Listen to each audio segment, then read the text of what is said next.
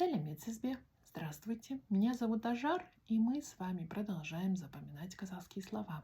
Мои видео предназначены для людей, которые разговаривают на русском языке, хотели бы научиться на казахском, но, возможно, раньше у них это не получалось.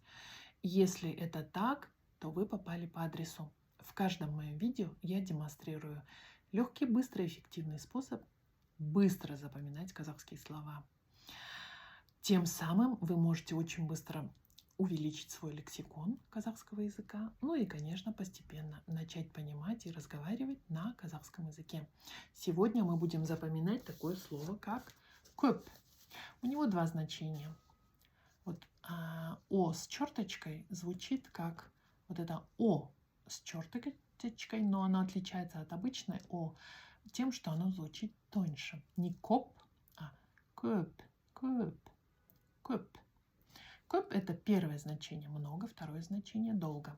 Много – это большое количество, а долго – это большая длительность чего-то по времени. Я подобрала вот такую фотографию, где собрано көп народ. Көп адам, көп народ. Вот. Это первое значение. Ну и как обычно мы составляем русские предложения, подставляем вместо слова много слово көп.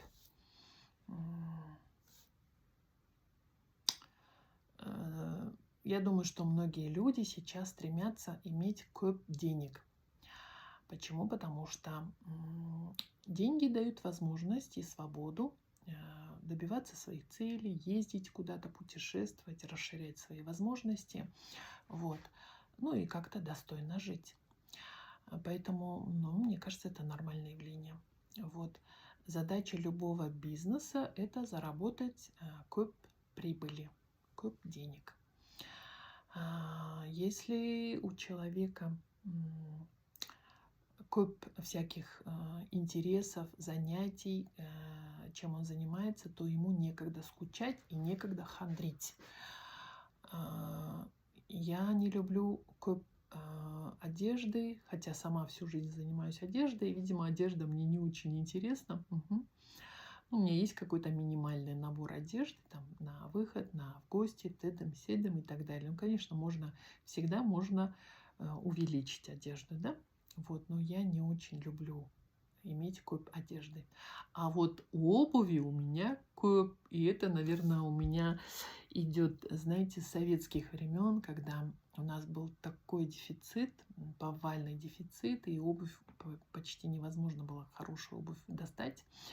И с тех пор у меня какая-то, знаете, прямо неконтролируемое желание. Если я вижу какую-то красивую обувь моего размера, да, я прям беру. Удобная еще, должна быть удобная, конечно. Поэтому обуви у меня көп. Вот. Люди, которые слишком көп едят, они, конечно, полнеют, толстеют, нарушают свое здоровье и так далее. Нужно приучить себя есть не көп, а умеренно. Получать самые необходимые питательные вещества. Сейчас молодежь очень көп пьет колу, фанту, вот эти все химические напитки, я их так называю, да, химические, то есть мусорные напитки. Сейчас они не отражаются на их здоровье, но постепенно, это как бомба замедленного действия, постепенно она обязательно потом аукнется. Вот, поэтому я, например, своей дочери запрещаю. Мы редко, когда я разрешаю, пить какие-то газированные напитки. А так это очень вредно. Вот. Много көп фанты, колы пить нельзя. Сказала я. Вот такой вердикт. Значит, что еще? Конечно, еще я пытаюсь приучить свою дочь читать көп книг, но ничего подобного. Ничего не получается у меня. Я расписалась в своем бессилии, как мать, как педагог. Я не могу ее приучить читать книги, көп книг.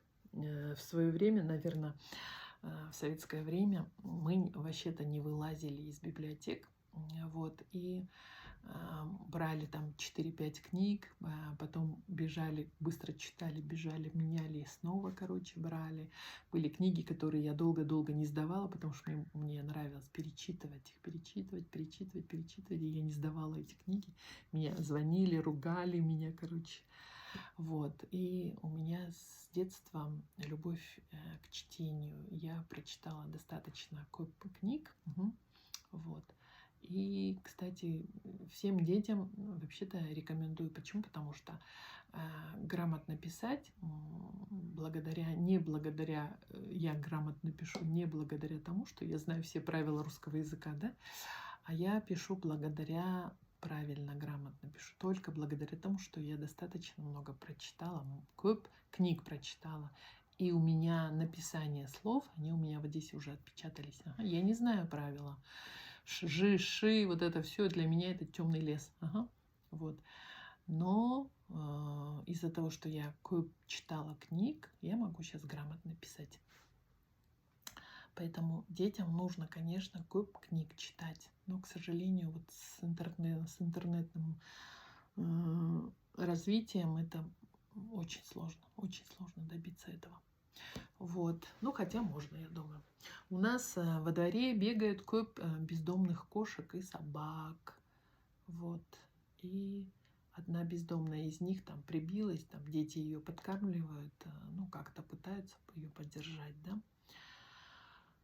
Вот. Также зимой у нас во дворе много этих голубей.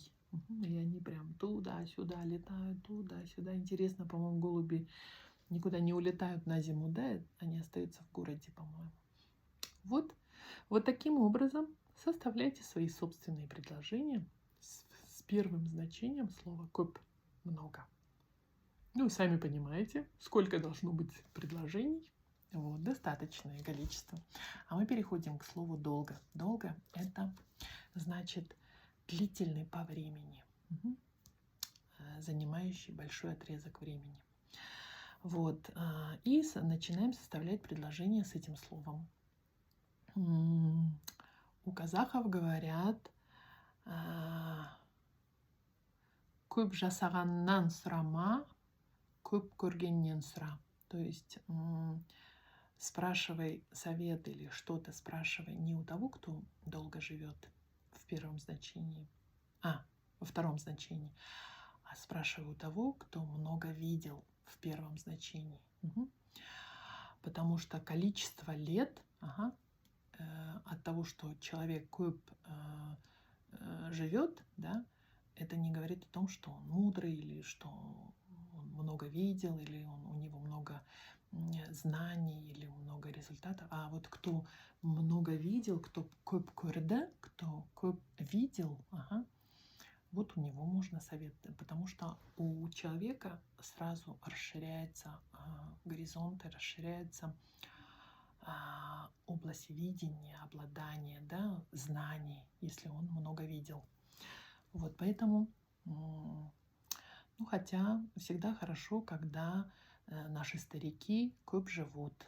У нас, например, в нашем роду женщины живут, мужчины не очень. Мужчины, за редким исключением, вот один дядя только прожил 80 с лишним лет, а так все мужчины уходили до 70. 55, 54,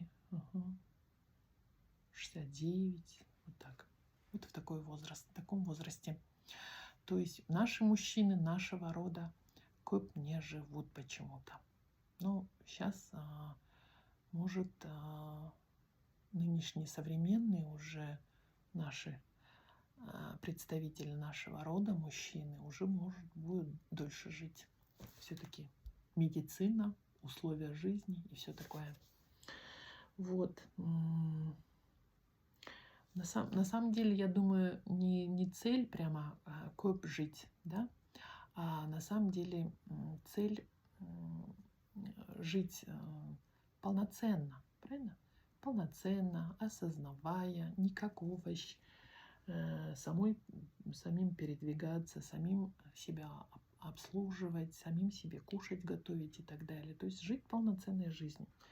А не так, что жить до 100 лет, но при этом кто-то тебя там обслуживает, да? Поэтому это не цель. В общем,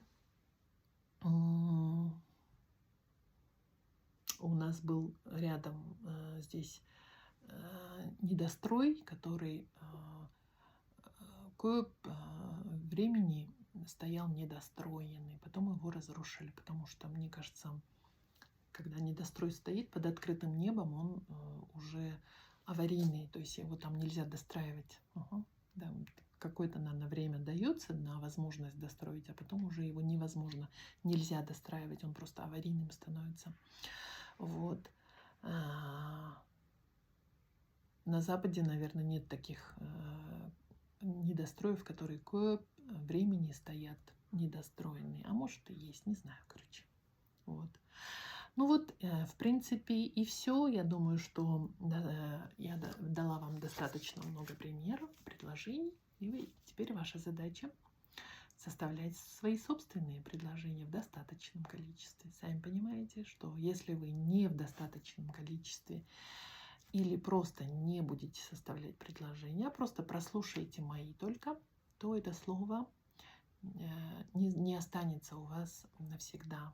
Оно рано или поздно уйдет от вас. Ну, то есть улетучится, вы его забудете. Поэтому, если не хотите терять время снова и снова на прояснение одного и того же слова, на запоминание одного и того же слова, применяйте технологию, составляйте предложения. Спасибо вам за то, что вы смотрите меня. Спасибо за то, что пишите комментарии, подписывайтесь на меня, делайте репосты. Мне это очень важно. Спасибо большое. Сау болгас. До свидания.